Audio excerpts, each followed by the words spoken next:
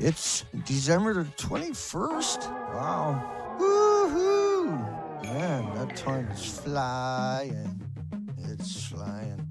It's flying. Where the hell did the last 6 years go? And nobody knows. Everybody's wondering. Everybody's trying to find their way in this crazy land known as nuclear, where everything is a deception. Everything is a misdirection. Everything is a misrepresentation. Everything is out of control. There's no checks and balances. Hell no. Checks and balances. That's keeping you in check. That's all. That's the checks and balances. Keeping you stupid. Treating you like an idiot. Pretending you're not smart enough to understand jack shit. Only what they tell you. Incapable of asking questions.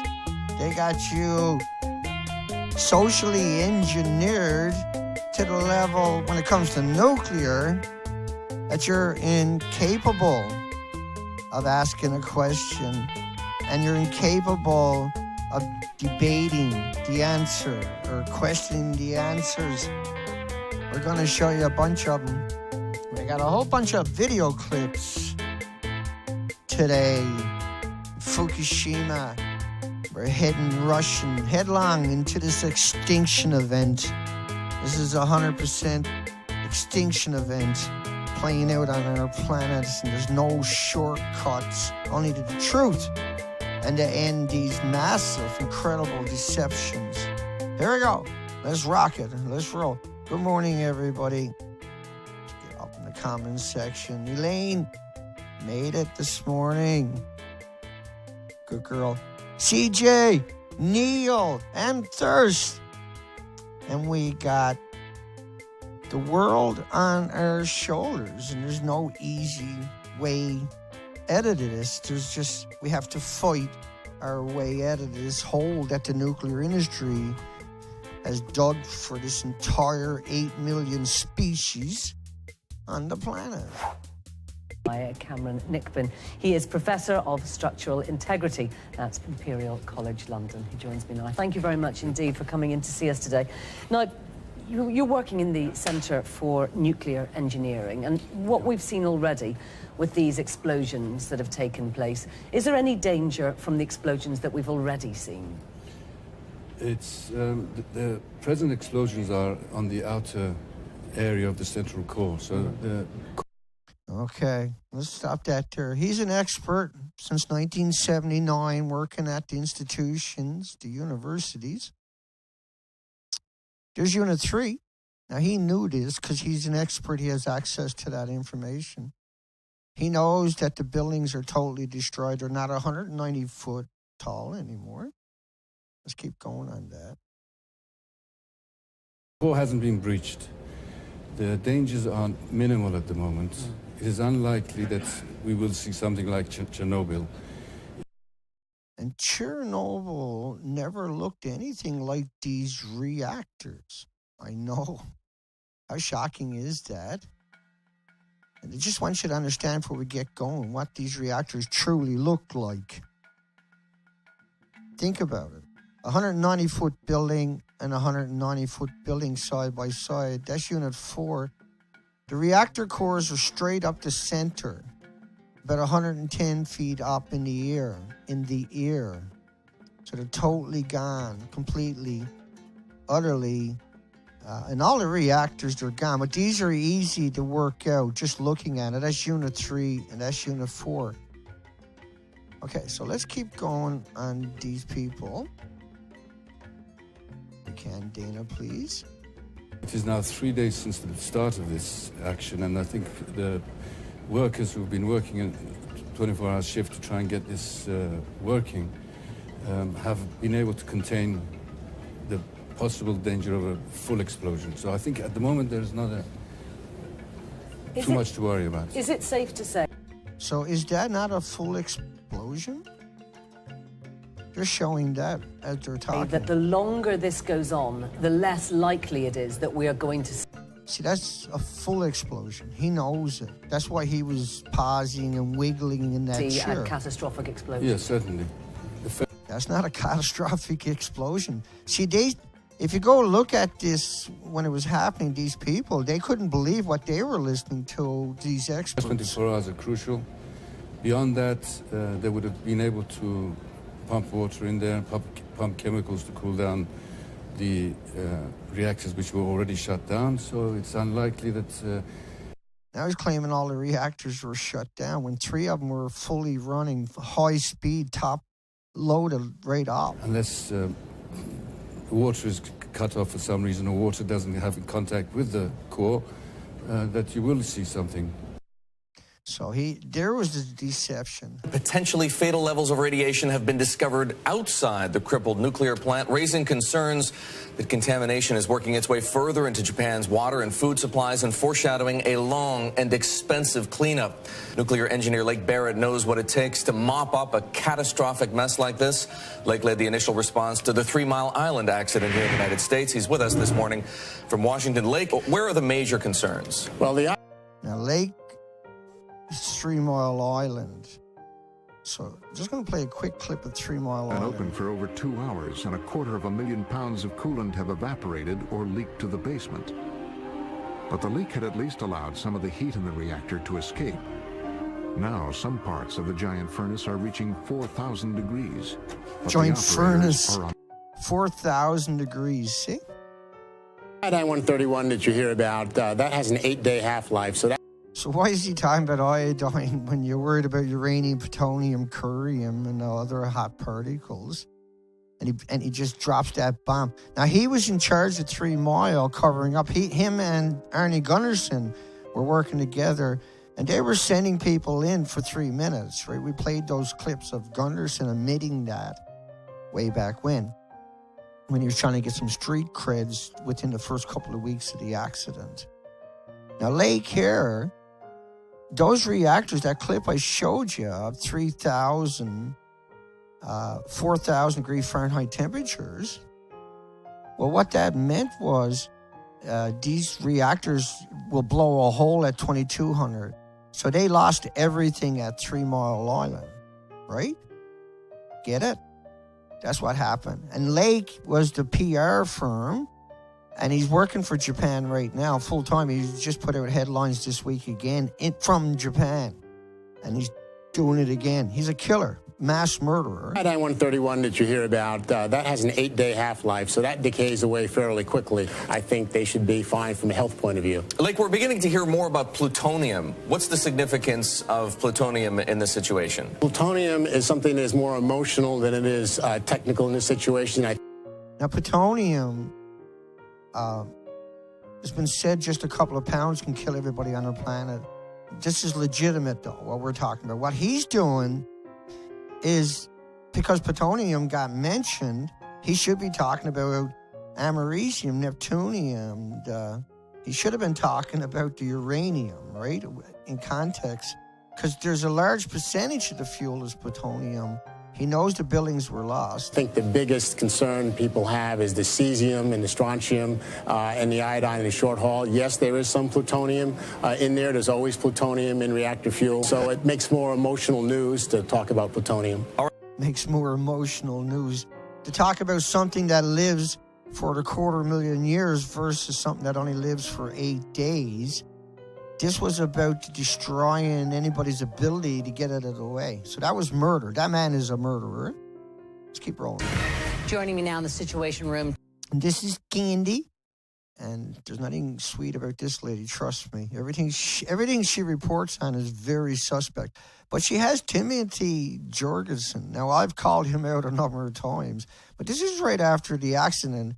And they're going to show you another CNN clip from the weatherman right after it, so you can see what happened. But here's how they get some street creds. Now, Timmy, you can't trust Timmy, but get a load. He actually tells some good information, interesting information. Timothy Jorgensen, who's Associate Professor of Radiation Medicine at Georgetown University. So much attention on these workers who are in that plant, which we know is leaking radiation to one degree or another. It's been called a suicide mission, is it? Well, I think, yes, it is, because yesterday I heard in the media that the Japanese officials said they may ask these workers to sustain a lethal dose in completing their task. So in that sense, it is a suicide mission if they end up doing that. A lethal dose. A lethal dose. Ain't that an interesting statement?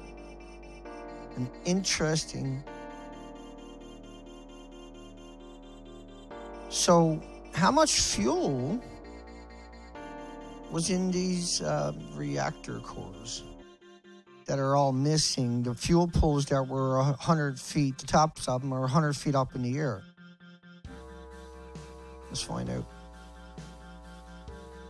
If I can just add to that very briefly, there are two things that make the problem of the spent fuel easier to deal with, and one thing that makes it harder to deal with. The harder problem is the one that Ian has just mentioned, the fact that the fuel is not inside the containment.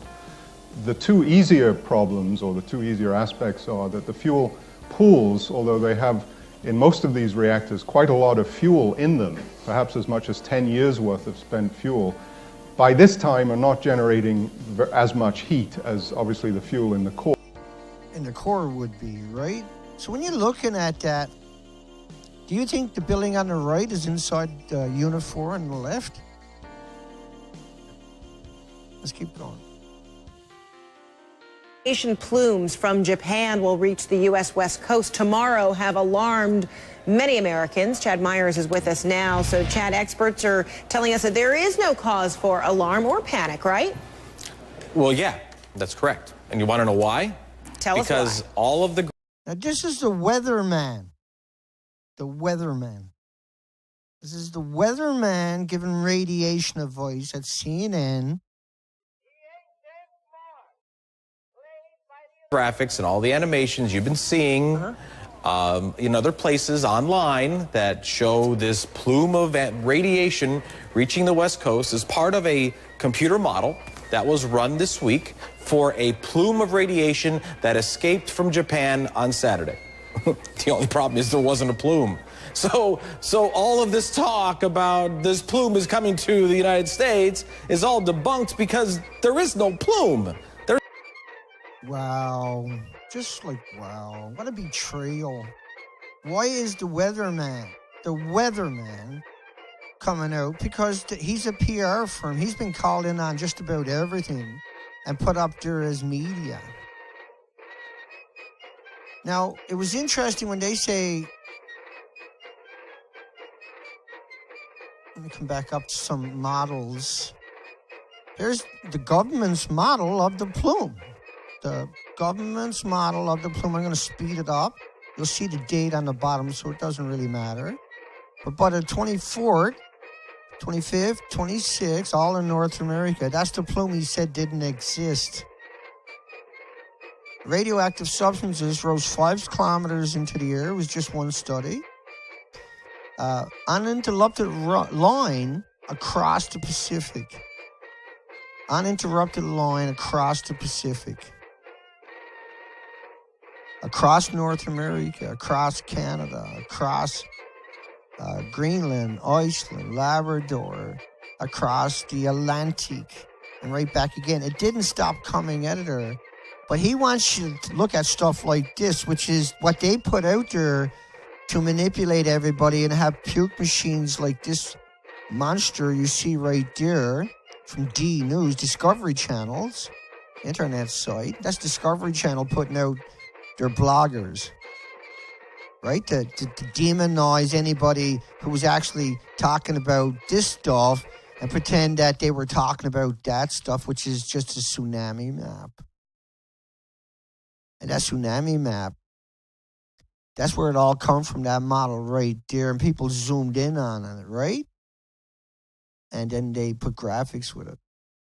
But the models of the radioactive dispersals... Computer simulation shows how radioactivity is spread around the world from the disabled Fukushima Daiichi plant. The simulation was created by a group of researchers at the University of Tokyo and Kyushu University and released on Wednesday. The simulation is based on the scenario in which contaminated air was vented from the disabled No. 2 reactor building on March 14th, 3 days after the massive earthquake and tsunami. Computer images showed the radioactive material was lifted 5,000 meters into the air. It was then carried by westerly winds and spread over the Pacific Ocean. The images indicate that on the 4th day after being vented, the substances reached the west coast of the United States, and on the 7th day, they approached Iceland after crossing the Atlantic. Right, and they knew about this because look at the fire balloons way back. They were bringing bombs over with the jet stream, and they were found in Alaska, Washington, Oregon, California, Arizona, Idaho, Montana, Utah, Wyoming, Colorado, Texas, Kansas, Nebraska, damn, South Dakota, really, Michigan, Iowa, Mexico, and Canada. Yeah, that's right. They blew at an altitude of 30,000 feet and carry a large balloon across the Pacific in 3 days.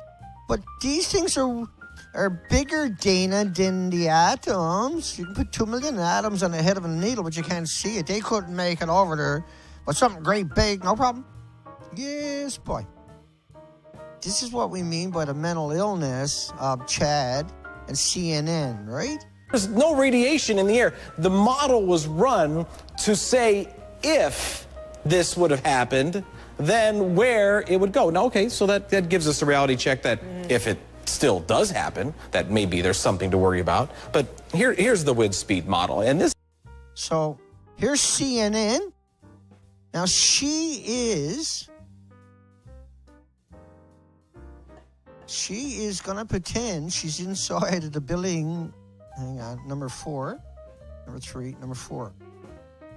She's going to pretend at the time she shot the video, this is what the building looked like. At that time when she shot her video, this is what the outside of the building on the left-hand side looked like. And now she shot the video. We are here inside Reactor 4 at the Fukushima Daiichi nuclear power plant that was severely crippled during the earthquake and tsunami of 2011, leading to the country's worst nuclear disaster. It was in here where there was that massive hydrogen explosion that severely damaged the building. But this was the least damaged of the 4 reactors because it was under maintenance and it wasn't actually operating. Well, now, 2.5 years later, TEPCO says it's reached a milestone.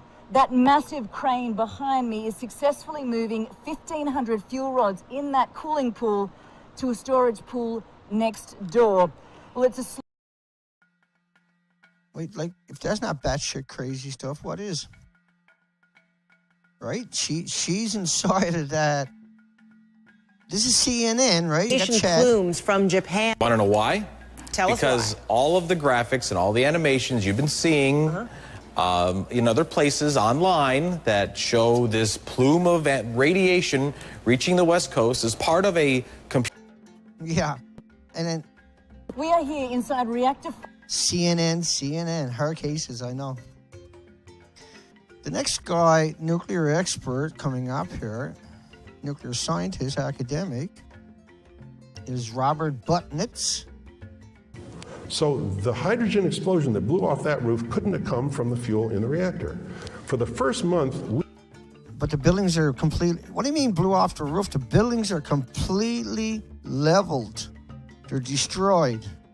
We, the community of experts, we, the community of experts, listen to that one. We're sure that that was because the spent fuel pool had somehow lost cooling. Lost cooling? It was a fresh core, remember? Just had been offloaded. Now he's talking about Unit 4 in your left-hand bottom corner. And it generated hydrogen from that. But finally, 6 weeks later, the Japanese went in and looked, and it's fine. Japanese went in and looked. See, if you go 300 feet, within 300 feet of it, you're going to die within a week or two. But no one went in and looked. You couldn't get that close. You wouldn't get the bodies back. Think about how big the buildings actually are, okay? It's full of water, and there's no radioactivity. It wasn't that. Try that again. The Japanese went in and looked, and it's fine. It's full of water, and there's no radioactivity. It wasn't that. It's fine. The fuel pool is at least 60 feet. The bottom of it is about 60 feet above the deck you're looking at there. These buildings were 190 feet high and 60 feet under the ground. So they're 250 feet, 25-story buildings, actually, all the way from the bottom up. Now, David Suzuki had said about that building. There's another earthquake of a 7 or above that building will go, and then all hell breaks loose. Can you see that building going with a big earthquake? Of course you can, right?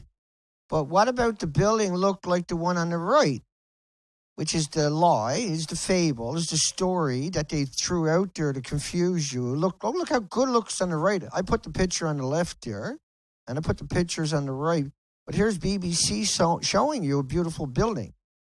But then you got Suzuki. The probability of a 7 or above earthquake in the next 3 years is over 90%. Now, do you think Suzuki was talking about the building on the right or the building on the left? Do you think he was talking about a beautiful building or the one that's actually destroyed when he's saying that? I'll come back and play that part because it's a short clip again. I just want to set your mind in what building is Suzuki talking about. We know what BBC is doing. They're lying on purpose. And they won't take down that headline. They won't take down that picture. They're continuing to perpetrate the lie. Okay, let's get over to that Suzuki. I'll start from scratch. He's talking about that the fear is if there's another earthquake of a 7 or above, that building will go, and then all hell breaks loose. And the probability of a 7 or above earthquake in the next 3 years is over 95%. I have seen a paper which says that if, in fact, the 4th plant goes under an earthquake and those rods are exposed, it's bye-bye Japan, and everybody on the west coast of North America should evacuate. Now, if that isn't terrifying, I don't know what is. Now, was he talking about the building on the right or the building on the left? He was talking about the building on the right. They come out and demonized him. He changed his tune, right?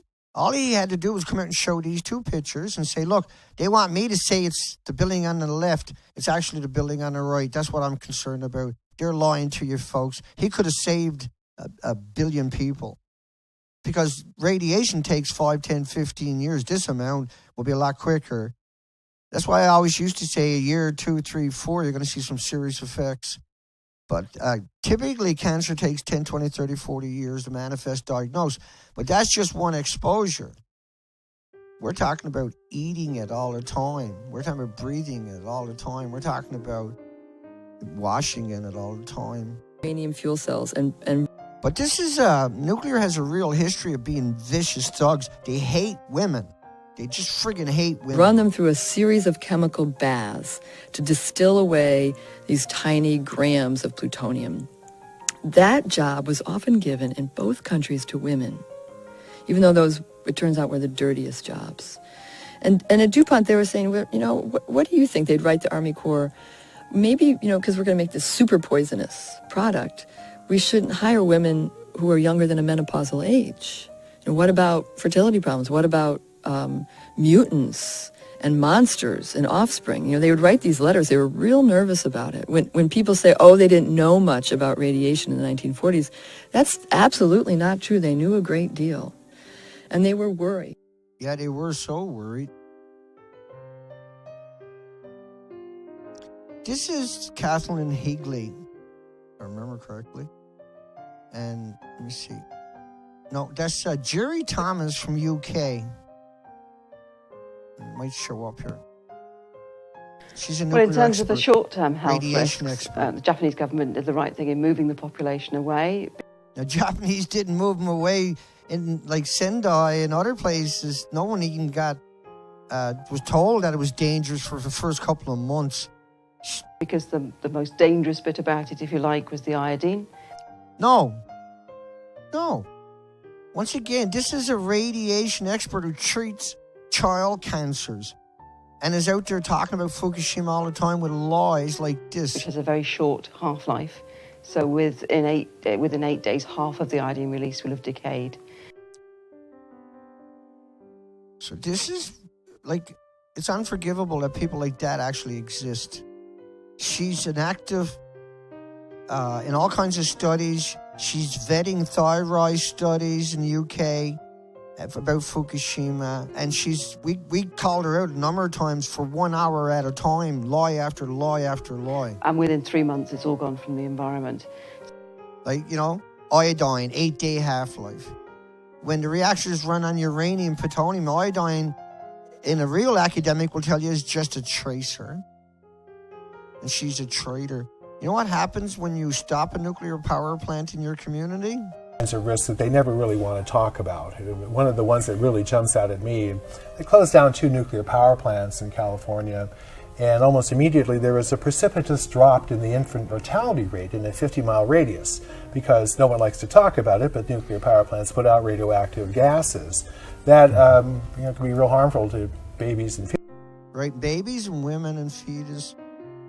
Let's keep rolling. How quickly that can get there, but how problematic is getting the coolant from elsewhere and getting it as fast as you're describing it's needed?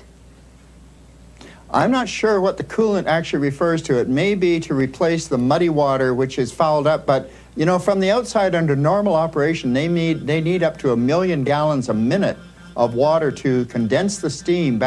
So 1 million gallons a minute, or you're going to lose the reactors. And there was 15 reactors along the coastline. We're getting 1 million gallons a minute. And he's one of many academics that have come out and talked about 1 million gallons a minute. We're rushed for time. Let's keep rolling.